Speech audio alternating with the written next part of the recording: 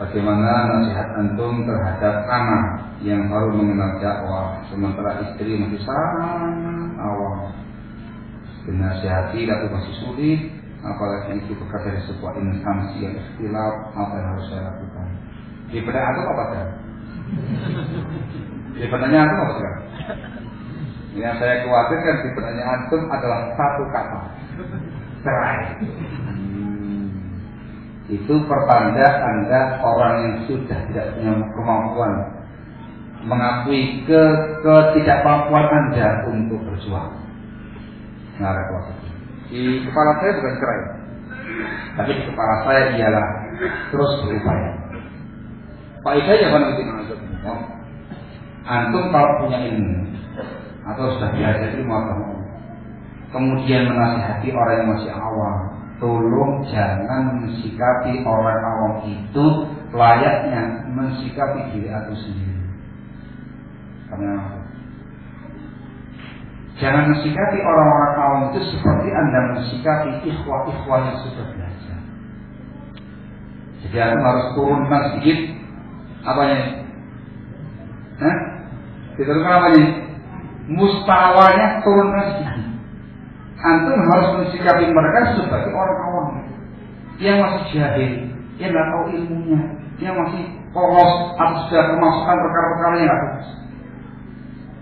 Sehingga antum menggunakan cara, menggunakan metode menghadapi orang awam. Betul ya? Nah, sehingga turunkan anunya antum ini orang awam. Maka orang awam itu membutuhkan yang namanya ta'dif, dilembutkan hatinya. Dibutuhkan proses yang bagus, ada hikmah, ada kelembutan. Orang-orang awam seperti ini, apalagi dengan istri seperti ini, kan tidak bisa dengan serba merta. Aku taklim dapat pelajaran masalah pentingnya berhijab dan wajib berhijab bagi wanita muslimah. Langsung sampai di rumah,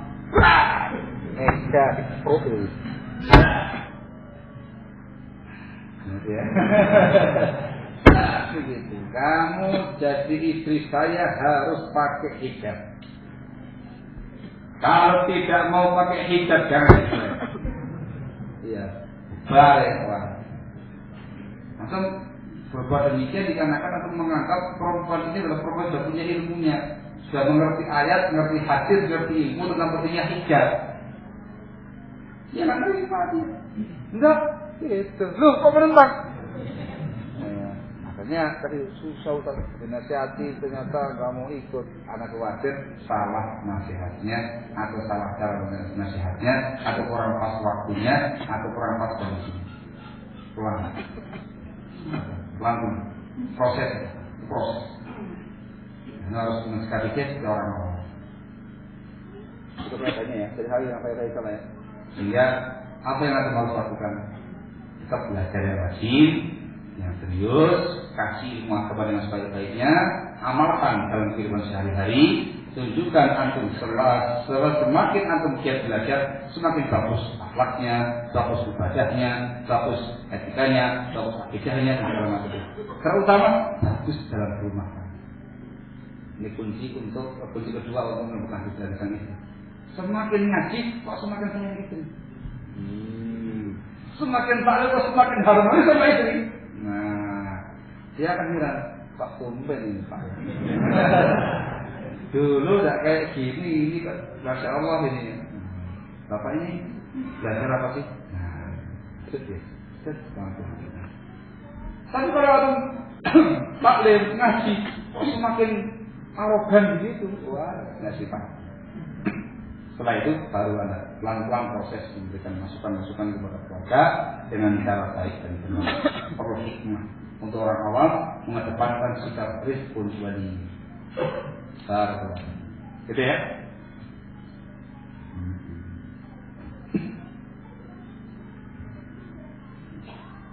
Mana batasan masjid yang kita dilarang berjual beli padanya? Masjid itu ya, adalah tempat lokasi yang dipergunakan untuk sholat. Itu masjid.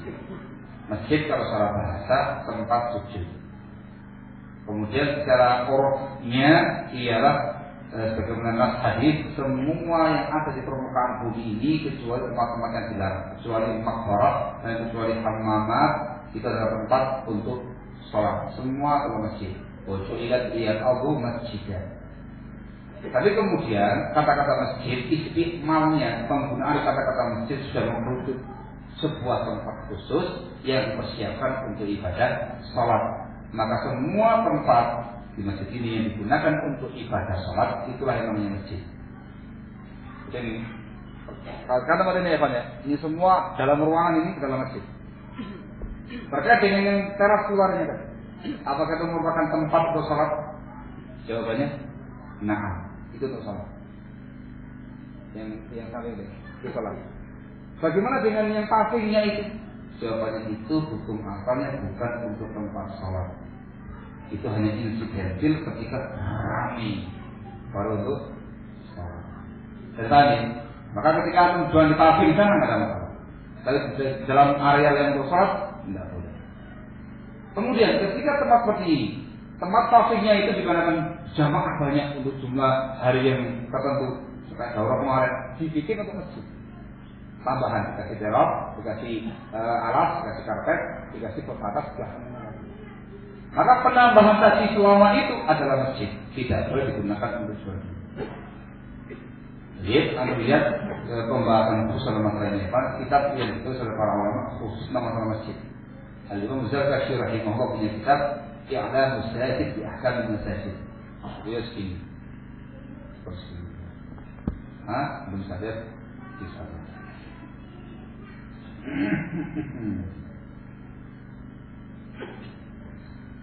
Tolong jelaskan tentang manhaj FPI yang suka amar ma'ruf nahi munkar. Itu sih ngawur. Kita semuanya tahu ngawur. Yang pertama dikarenakan dasar pemikirannya tidak di atas sunnah, bukan prinsip ahli sunnah wal jamaah. Dasar pemikirannya tidak ada selain sunnah. Kemudian para tidak memperhatikan bahwa wajib ketentuan amar ma'ruf nahi munkar. Mayoritas yang mereka lakukan pada umumnya ingkarul munkar yang mereka lakukan menimbulkan munkarun a'zam. Adalah kemungkaran yang lebih besar lagi. Bukan nama baik Islam yang mereka angkat, justru mereka mencoreng-coreng nama baik Islam. Sehingga tidak pas. Di daerah tempat saya tinggal banyak kemungkaran berupa penjualan. Tapi saya tidak mampu menasihati dengan lisan. Bagaimana menurut Ustaz? Saya diupayakan dengan tangan tidak mampu, dengan tangan mampu. Yang nggak usah dikerahkan segala upaya, itu saya banyak. Nggak mampu, dan dikhawatirkan membahayakan diri kita kalau kita dengan hati. Kita nggak ikut acara itu, nggak awal dengan acara itu, bersih dengan acara itu, dan bersih pada pelaku-pelakunya yang ketika itu mengerjakan tersebut. Sudah. Tinggal berbalik. Jangan bentuk ingkar bilisan ketika diundang atau menolak. Pak, diundang acara kedua. Oh iya, menolak kamu. Itu sudah ingkar bilisan. Tandanya apa? Aku tidak setuju dengan lisannya. Ada tuan. Jangan bentuk ingkar biliat atau bilfiil ialah jadi kalau dipertimbangkan masalah membawaannya ya, ketika ada acara kendul di depan rumahnya itu pergi dan tidak menimbulkan mafsadah yang lebih besar. Itu hasil bisik itu lebih jelas lebih yang mana terjadi. Cukup?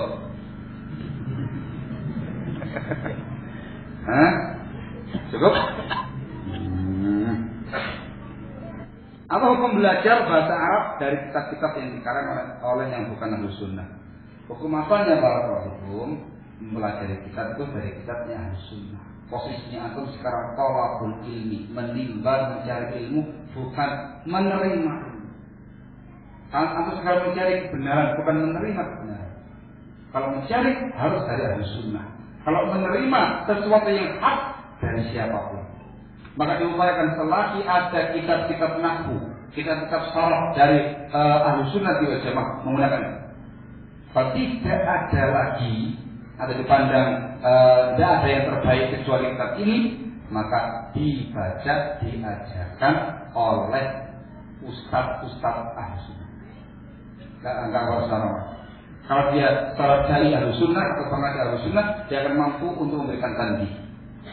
Minimal ma'alifnya, orang ahli sunnah tadi. Isinya juga begitu. Dalam contoh-contoh misalkan ada yang menyimak, ini keliru. Ini salah. Gitu ya. Jam berapa?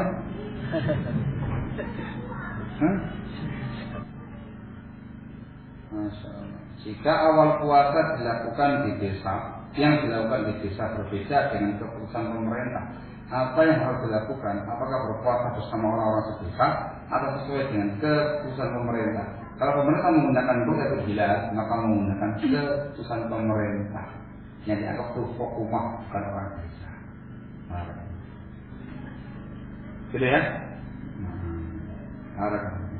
Kalau ini tahun ini barakallahu fikum berbeda, rumah saya dan sekitar rumah saya itu nanti bakal mengikuti yang sedesa tadi. Saya saran dulu. Kira-kira ikut sedesa atau ke pemerintah? Ke pemerintah bahkan tak jarak atau tak desa. Dan juga terkait dengan sunnahnya.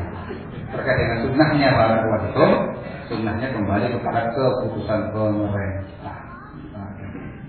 Katanya kok belum puasa? Pemerintah belum memutuskan puasa. Sudah ikut pemerintah. Itu sunnahnya Rasul alaihi salatu wassalam. Kalau mereka menggunakan rukun. Orang bisa sekarang mencoba puasa.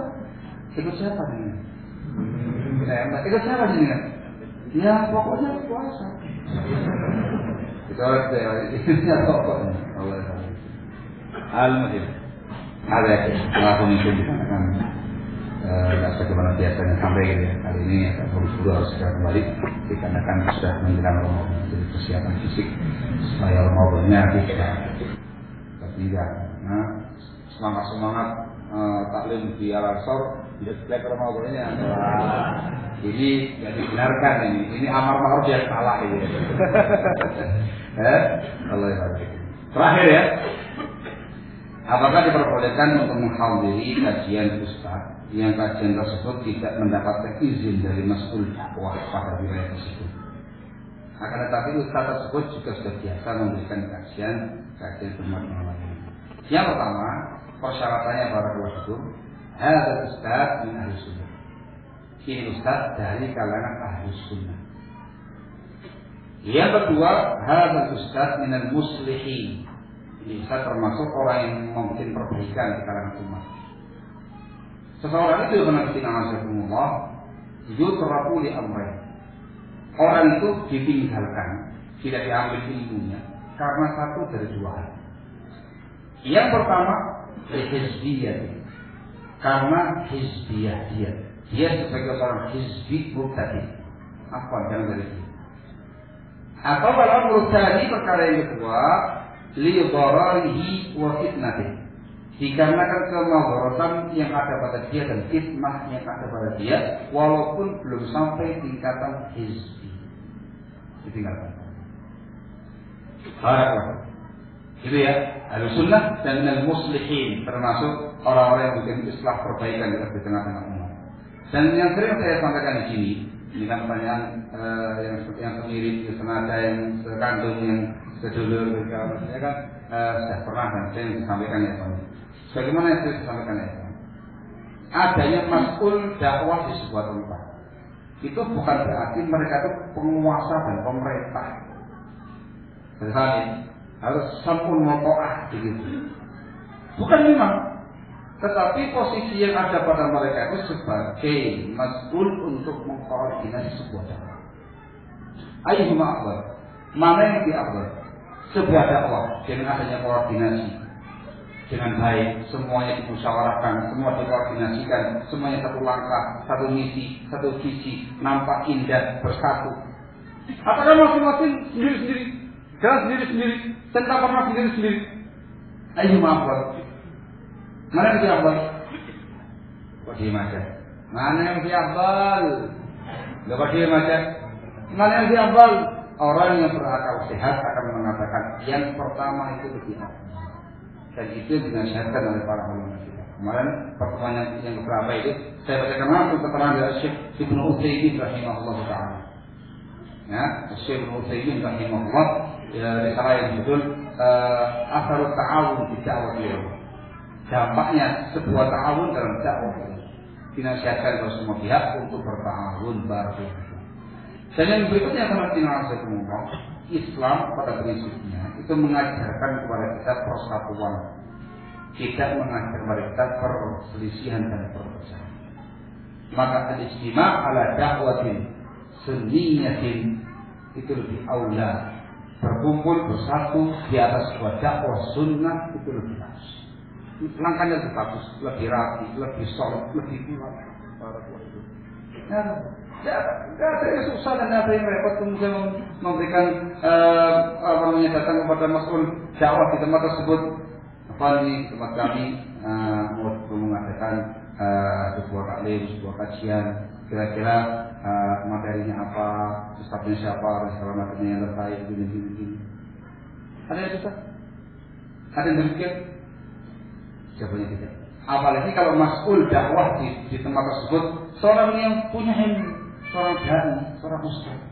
Tentu dia akan lebih tahu bagaimana kondisi dakwah tadi, buku apa yang tepat, kitab apa yang bagus, apa dulu yang dimulai, kira-kira siapa yang bina di situ. Atau menurut saya tidak semua ustaz itu mampu membawa diri dalam dakwah. Tipikalnya macam-macam. Ada tipikal ustaz yang ahli rujuk. Kalau urusan bahasa membatas jago dia, kencang mata. Ada orang yang pembawaannya itu yang harus yang lembut-lembut saja, gitu loh. Kalau disuruh membahas tema-tema rujuk, nggak mampu dia. Nggak bisa saya. Atau ustaz yang semuanya bisa. Ini tiga macam.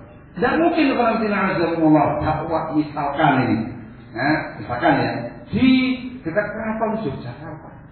Orangnya halus-halus, tua-tua yang datang begitu dikasih ustaz yang ahli rujuk.